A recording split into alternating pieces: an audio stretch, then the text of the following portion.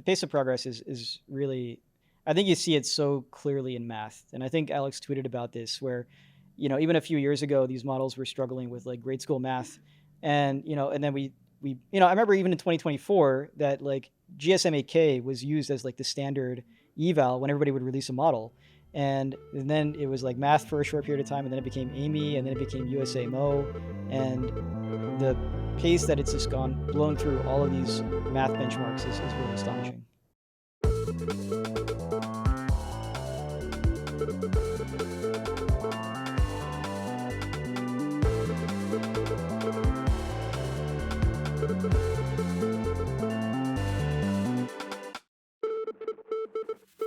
Today we're joined by Alex Wei, Sheryl Su, and Noam Brown, the trio behind the OpenAI model that just achieved gold medal performance at the International Math Olympiad. The IMO Gold is one of the most important milestones in the race to artificial superintelligence, and what makes this breakthrough particularly fascinating isn't just the mathematical chops, but the underlying architecture. General-purpose techniques for scaling test-time compute and handling hard-to-verify tasks that extend far beyond competition math. We've now gone from models that can reason about math for a tenth of a minute just a year ago to systems that can reason and concentrate on the order of 100 minutes. The hope for superintelligence is that as we scale reasoning to thousands or hundreds of thousands of hours, we can begin to solve humanity's greatest unsolved problems in math, the sciences, and more. Alex, Sheryl, and Noam joined us on Training Data to talk about their approach and share some of the behind-the-scenes fun and learnings behind this historic result. Enjoy the show. Alex, Sheryl, Noam, thank you so much for joining us today. We have with us the team behind OpenAI's first gold medal at the IMO. Congratulations to you all. It's a momentous achievement. Thanks. Yeah, thank you. I'd love to get into a little bit of the origin story behind this. I know that, the IMO Gold has just been this, elusive thing that everyone in AI has been chasing for a long time. I remember back when Sam pitched us in 2021, it was on the slides, and I remember thinking, that seems really far away. I'd love to understand, the more immediate origin story for this specific effort. When did you guys start thinking about this, and how did it come about? Yeah, I think it's like one sort of like something that we've been thinking about for a long time. I remember in my, first week at OpenAI, Noam asked me like, when do you think the model will get IMO Gold? And I thought, like it was really unlikely in 2025. But I feel like it's something that's always been on our minds, as you said, like, Sam, like many years ago as well. But this specific effort, I think, I think it was really only like, maybe like a couple months since like just a couple months. Wow. Like the sort of last sprint to like get everything ready for this year's IMO. And of course, we've been working on like improving our RL algorithms. The ideas for this started coming together maybe like 6 months ago, but like really like the last push, like, we're going to try to do something for this year's IMO was only a couple months long. It's amazing. And how big is the team involved? I mean, so we're like, definitely building on like a lot of folks' work at OpenAI. Like this is not possible without like, a lot of help from people from, the people working on like inference and the scaling org, the people who do the pre-training and the RL training. But in terms of like the core team, I would say it's just the three of us. So it was a super small, like scrappy effort here. That's crazy. Just the three of you. Also, it was mostly Alex. Alex had been working on this technique, for a while, and Sheryl and I were happy to help out as we were getting closer to the IMO to like make it a reality. That's so cool. And how does this even come about? Like, do you self-direct and self-choose? I want to work on IMO Gold, and I'm going to get us there. And like, how do you even raise your hand to work on something like this? I think it was something where it just felt like, maybe it's possible. Like maybe if we like, push a bit for a couple months, we can just like, get there. One of the nice things about OpenAI is that I think the researchers are really empowered to, do the kinds of research that they think is impactful. And, so Alex, had this like pitch that like, hey, there's this new technique that I think could help out a lot. And, honestly, like there's a decent amount of skepticism. I think some people were supportive, but, everybody felt like we should give them the freedom to be able to explore this and pursue it. And then it started showing some strong evidence. And, I think people still were a little skeptical, but like more people were getting excited about it. And, eventually it turns into something more substantial. And I think now people are obviously very excited about it. Can you say a little bit more about the strong evidence? Like, what were some of the early signs that you all were seeing that made you really lean in? I think it's just like, like progress on hard to verify tasks, uh, where I think previously um, a lot of RL was more focused around just like, if you have like these verifiable rewards, like, what can you do?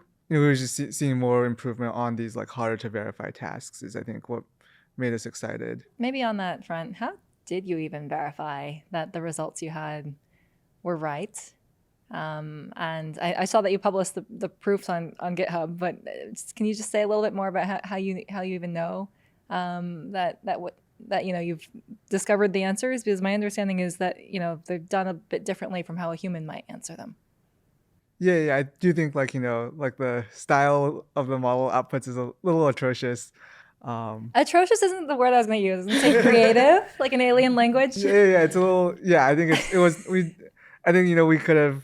I think it was a very like small scrappy effort, and so we didn't optimize as hard for like human readability, but that's something that we know how to do. Like we can do the same stuff to like in the same way that like Chat GPT like is very readable. We can do the same things here.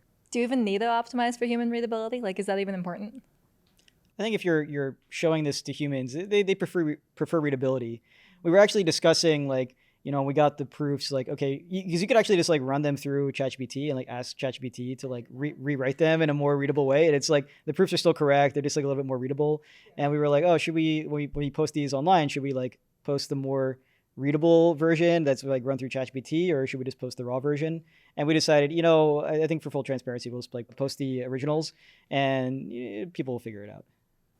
You guys have a bunch of IMO medalists and participants in the staff at OpenAI, right? Do you guys like moonlight in your spare time grading the answers that the model produces?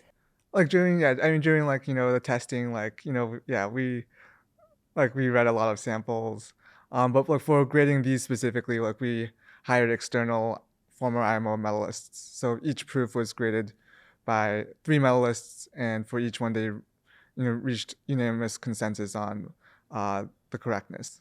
I should also say that, like, for me, I don't know about Sheryl, but for me, like, the proofs are beyond my ability to comprehend. Like, I was a math major, and like I never really did competition math, and I already like the stuff that this model is like writing about is beyond my ability to grade. Yeah, same. I think that's what makes it like even more amazing. Just like how smart the model is. Totally. What about problem 6? How come none of the models at this year's IMO had a solution, and your model didn't even attempt problem 6? Can you say more about what makes that problem? And traditionally, problem 6 is always the hardest at the IMO. Is that right? Yeah, I think problem 3 or problem 6 usually. Okay. Why? Just say a bit more about what made problem 6 different and what you learned from. I think you tweeted that the fact that your model knew that it couldn't solve problem 6 was one of the things that gave you hope. So just say a bit more about that as well. For problem 6, I mean, it's just a really tough problem. I think like, if you gave me like months to think about it, if you even gave me like a big hint about like, the main idea to solve problem 6, I don't think I'd be able to get there. It's just like a crazy, like tough problem where there's so many things you can do, and there's like, a very narrow path to, finding the proof. And I think, it's one of those things I think like math is just hard. Yeah, and we like threw a lot of compute at problem 6. But I think it was good to see like the model doesn't like try to hallucinate or like try to just like make up some solution, but instead will say like no answer. I mean, it is kind of disappointing when you like it's done so much work just to like say no answer. But I think it's good that it actually like acknowledges that. Yeah, that's an amazing level of self-awareness of your own kind of ceiling. Because I mean, I remember at least a couple of years ago with these models, they would always try to be helpful and make up an answer, right? And so to see this is just like, I think, an amazing level of self-awareness from these models. When we released the reasoning models, I talked to some professors at mathematicians, computer scientists, and I was asking them like, are you finding value in these models? And the answer was, frequently yes. But the one thing that they would complain about is like, if they would ever ask the model a question that it didn't know the answer to, it would just like output a very convincing but wrong answer. And they would have to like go through it very carefully to figure out, was it exactly correct, or was there like, some flip of an inequality or something that the model snuck in there. And it's nice to see that, this model, like, if it doesn't know, it will just like acknowledge that it doesn't know, at least more frequently. I guess internally, did you guys have like a betting, like a poly market or something going on whether you guys were going to win IMO Gold this year? And like, what was the internal vibe? I think we felt like we had a strong shot, but I think we also felt that it wasn't like a lock, where there's definitely a distribution of questions where the models would probably struggle more than the humans. But then, there's another distribution of questions where the models would be really, really strong. And, I think this year was somewhere in the middle, where, like problem 6, like, I think is just out of reach of state-of-the-art models today. And I think maybe in general, like, like these hard, like combinatorics problems, which problem 6 was, are, I think, more challenging. And that's still something that the models struggle with. What is it about combinatorics that makes it challenging versus, the like geometry, for example, which seems like you guys do well at? I think for combinatorics, it's probably because it's a little more like abstract, a little more high dimensional. And I think oftentimes like combinatorics problems sort of require like leaps of faith or leaps of insight that, the models aren't as good at. I think the models are more good at like, problems that require like a bunch of smaller steps, for example. What about from your guys' perspective? Was the internal vibe optimistic or not that you all were going to get gold? I feel like it wasn't super optimistic. Like, I think we definitely knew that, like, it could happen. But I think, like, even, like, a month or, like, 2 months back, it definitely felt like we'd have to, like, improve quite a bit, which I guess we did. I remember I was talking to another researcher at OpenAI, like maybe 2 months before the competition, and we were like, saying like, okay, if we were to bet, I'm a betting man. I'm happy to Yes, bet. you are. And I was saying like, what odds would you take? Because I was willing to bet on like we were going to get gold here, and he was like, there's really no chance. And and he said that he would gladly take like 2-to-1 odds against like the model winning, so like less than 1/3 chance. But he didn't want to bet against us, so he thought it'd be bad vibes to bet against the team winning, so he didn't go for the bet. So did you make some pocket change, Noam? I wish I did. I mean, you need it, so. Yeah. Because I mean, you guys were at, I think you tweeted 12% on Amy like 15 months ago, right? So it's even though you never want to bet against Scale and OpenAI, it's just a astounding slope of what you all have accomplished here. The pace of progress is really, I think you see it so clearly in math. And I think Alex tweeted about this where, even a few years ago, these models were struggling with like grade school math. And, and then we I remember even in 2024 that like GSM-8K was used as like the standard eval when everybody would release a model. And then it was like math for a short period of time, and then it became Amy, and then it became USAMO. And the pace that it's just blown through all of these math benchmarks is really astonishing. Yeah, I remember training a model on GSM-8K 2 years ago. Yeah, we're past those days, huh? Saturated the evals. What's next? Do you think, I mean, at this point next year, do you think we'll be solving Millennium Prizes? I think those are still very far away. I think on one hand, you think about like how much math progress has been made since like GSM-8K, which is like, like just like 2 years ago was sort of the standard that people were trying to push on. That's like an astounding level of progress. But also you think about like how much time it takes for people like, GSM-8K problems, they're like grade school math, it takes someone good at math like a couple seconds. And now we've gone from like a couple seconds to something that takes like, these brilliant students an hour and a half per problem on average, or like, the IMO is 3 problems, 4.5 hours. And then, research math is going to be like, these same, brilliant students, they've grown up, they're researchers. It's going to take them like 1,500 hours. So there's like, 1,000x of like more thinking time. And then Millennium Prize problems have taken entire fields, like, people's lifetimes of thinking. And, we still don't have much progress on most of those. And so it's, on one hand, like, super exciting that we've made so much progress. On the other hand, it's sort of also like humbling to see like how much further, progress has to go from like an hour and a half to like, tens of thousands, hundreds of thousands of hours of human thinking. Totally. Noam, I think you deserve a lot of credit for seeing the future on this. I remember you visited us before you even joined OpenAI, talking about the results from gameplay and what happens if you let a model think for hours and tens of hours. And credit you, you've really seen the future on this. Thank you. Yeah, I mean, it's exciting to see it actually happen. What are the hard things that happen as you scale compute time, inference time from the order of 0.1 minutes to the order of 100 minutes? I guess at a high level, because most of our listeners are not AI researchers, but what are the hard things that happen to keep the model kind of on the rails, so to speak? The one thing I think we can point to is like pretty clearly a challenge is that if you have the model thinking for like 1,500 hours, then in order to eval it, you have to have it think for 1,500 hours. And so eventually the evaluation of the models becomes a significant, speed bump on progress. So we're not really at that point, like if we have the model think for an hour and a half, it's no big deal. We can run those tests. But to run a test where the model is thinking for a month, it takes a month to finish that test. And so progress can only advance so fast if you want to wait for those kinds of results.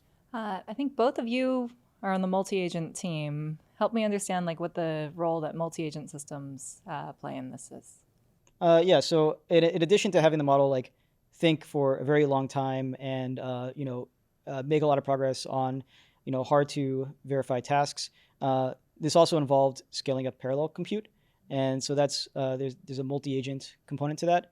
We're probably not going to be able to go into too much detail about the exact techniques, but that was certainly like one way that we were able to scale up test time compute for the IMO.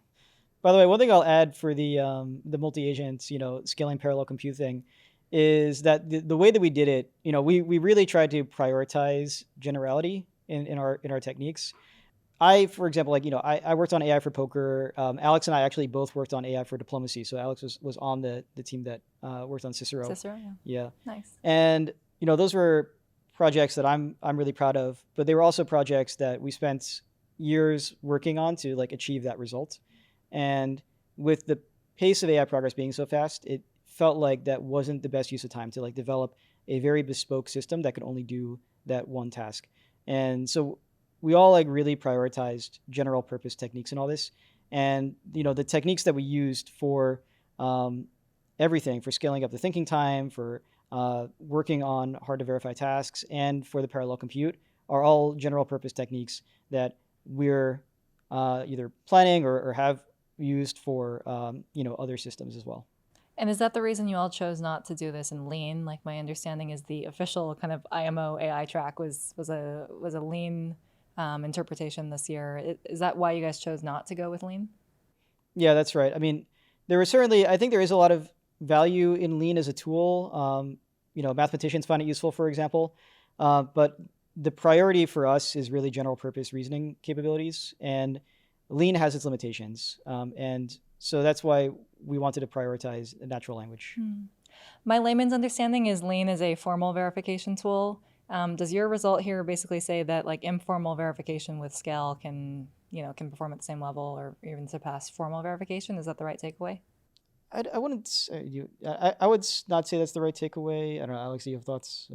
I say that these are just like sort of two like orthogonal sort of components here, where like I think we found the informal math sort of an interesting problem because it represents sort of like a kernel of difficulty around like scaling up test time compute, hard to verify tasks that represented something like difficulties from like a very broad set of tasks that we were interested in from like a general purpose standpoint. I think like lean is a little bit more narrow, where like I think a lot more of the world can be approached with like informal reasoning than is like formalizable. I don't think there's anything wrong with narrow AI. Like narrow AI can be very effective and obviously like far surpass general purpose AI in certain domains. And I think the right way to think about it is in the same way that human mathematicians find a lot of value in lean. General AI can be compatible with a more narrow system that's focused on like formal mathematics, and the combination I think can be better because of it. I think I saw on Twitter from multiple folks at OpenAI, and I think you guys have mentioned this as well, that this system was built with a very similar approach and infrastructure to many of the recent launches from OpenAI. Like we had Isa from the ChatGPT agent launch on the podcast last week. Can you say a little bit more about what the similar kind of foundation and approach is? I think like infrastructure wise, like I mean, like we all kind of just use the same infrastructure. But I think as far as like the core of this question, like like Noam Alex said, there's nothing like that's very bespoke to IMO here, and the hope is really that we can use the techniques that Alex worked on, as far as like non-verifiable tasks and as far as just scaling up test time compute, and be able to like apply this to other areas of reasoning or other areas of like model capabilities in general, and just build like stronger models. Like keep improving agent, keep improving ChatGPT and everything else. Tell me about the actual experience of IMO Day. What was it like? Yeah, I mean, we were waiting for the problems to come through because once the like participants finish the exam, then they get posted, and so we plug the problems into our model, and that was around like I guess pretty late at night, maybe like 1 a.m. or something. And honestly, I went to sleep because it's like it's 1 a.m. I'm not gonna stay up for 4.5 hours to like see the output. I'll just wake up in the morning and see. But I think these two like actually stayed up and like got to watch the model and see it come in real time. Yeah, it was a lot of fun. Did anybody call Noam like, wake up, we got this? There were a couple moments where like Alex was like so exhausted that he decided to like take a nap, but we like told him like, okay, just make sure your phone is on silent so that if we need to wake you up, we can like call you. And at one point we did actually have to call him, but I don't think he woke up. That's awesome. It must have been such a thrill and such a high, especially for that to come through at like. So you started at 1 a.m. So you must have known at like 9 a.m. then. Oh, it's 4.5 hours. 4.5 hours. Yeah, for the so first it's day. like Okay. Yeah, I don't know. I mean, we can kind of see the problems come in. So I'd just be like making sure the systems are like staying stable, and then Alex is like over there reading and seeing whether or not how the model's doing. So you were doing the live human proof checking to see if it was actually. Yeah, I was. You're naturally very like anxious about the results, and so I was just like looking at the like the partial progress the model was making. You can sort of like we can sort of observe that. And then like I also like hand check things, but like we were gonna send these out to the graders, but like I was also just like hand check them because I was so curious. Like, okay, well, call me next time. I want to come hang out there for that. I'm not gonna go to sleep. That sounds awesome. One of the cool things about these models is like I can't understand the proofs, but when you see the model like thinking about it, it will express its uncertainty or its confidence in natural language throughout the process, and it will just kind of say words that will like hint at its like if it's like really confident that it figured it out, it'll say good a lot, and if it's like unsure, it'll like throw in a lot of question marks, and so it's like cool that I can kind of follow along and see how the model is like feeling about its progress, even though I can't really tell if it's like got it correct or not. Yeah, really you get cool. The dreaded seems hard. You got that on problem 6? Got that a lot. No progress. Hard. Seems hard. Keep going. Too bad.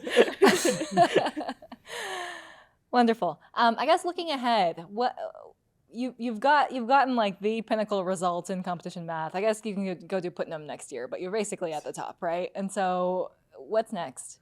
Yeah. So actually, for Putnam, the problems, I think, since the exam is like less time per problem than the IMO, and it's a little more knowledge heavy, we actually found in our evals that the model was like really really good at Putnam problems, like better than it was at IMO problems. And so I think the frontiers here are really not about like these like very like time boxed competition problems anymore, but it's about like problems that really take like longer periods of time and more deep thinking to solve. It's really cool. Okay, so you're gonna start proving novel theorems now? Again, I think there's this I think very intimidating gap between like these like very like time box competition problems and then like a real research breakthrough, which takes like a year's worth of work, like and a year's that's like on the order of like 1,500 hours instead of 1.5. Yeah, totally. I guess relatedly, I was listening to the Demis podcast last night, and he mentions that, the hardest thing is actually coming up with the interesting problems to solve. And I'm curious if you all agree with that. I think there's some truth to that, these models are really good now at solving these problems. Coming up with them is, still a challenge. But I think it's also worth noting the incredible pace of progress that we're seeing. And, there's always a next hurdle, and originally when LMs came out, it was like, well, how do we get them to reason? And then we got them to reason, but then how do we get them to reason on hard to verify tasks?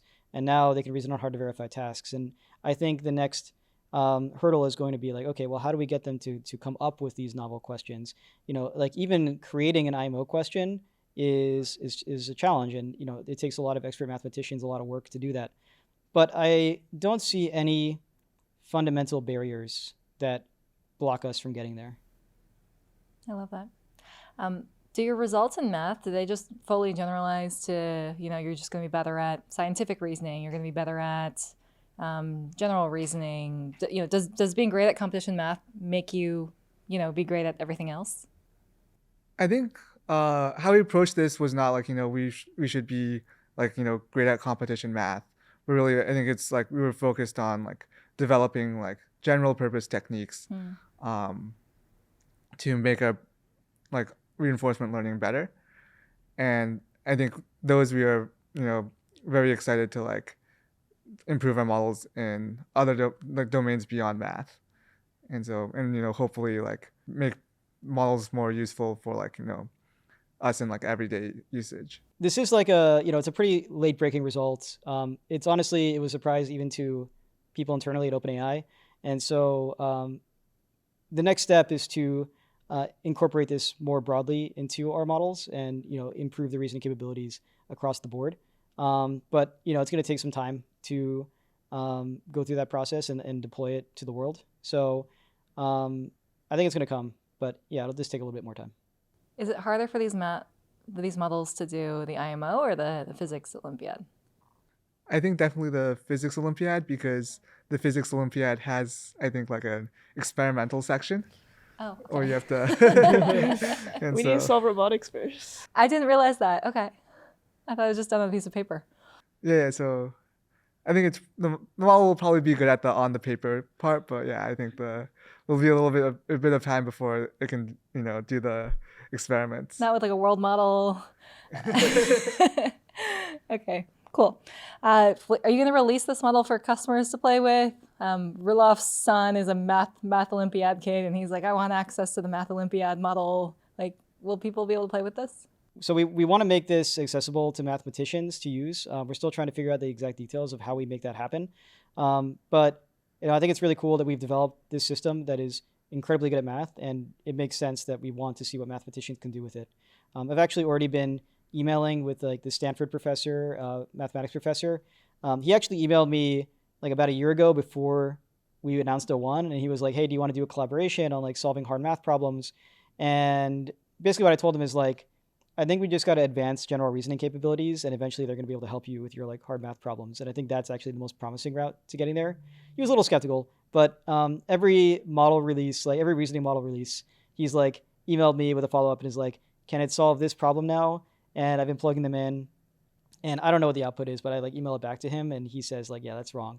And he emailed me like a follow-up this time with like, the same problem, like asking like, hey, can it solve it now? It still can't solve it, but at least this time it like recognizes that it can't solve it. So I think that's like a big step. But we're curious to see if there's like a lot of other problems out there that mathematicians want to challenge this model with and see if it can take them on. Amazing. Congratulations to you all. I think this is a momentous result that the entire field has been waiting for a very long time. And the fact that it was accomplished by a team of 3 people in a span of 2 months, it's extraordinary. Congratulations, and thanks for joining us on Training Data. Thank you. Thank you. Thanks for having us.